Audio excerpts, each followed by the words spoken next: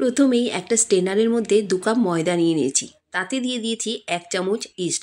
2 কাপের জন্য 1 চামচই যথেষ্ট। ওপর থেকে একটু সাদা তেল ময়াম দিয়ে ভালো করে মিশিয়ে নিয়ে উষ্ণ গরম দুধ দিয়ে ময়দাটা মেখে আধ ঘন্টার জন্য ঢাকা চাপা দিয়ে রেস্টে রেখে দিয়েছি।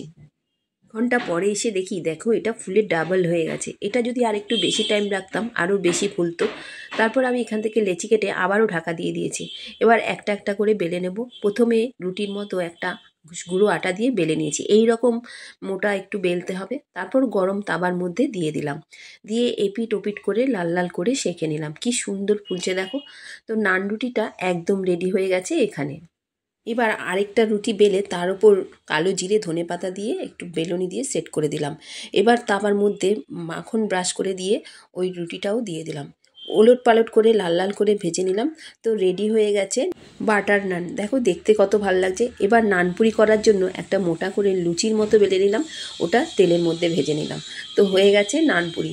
তো আজ একরকম ময়দা মেখে 3 রকমের আইটেম করে দেখালাম।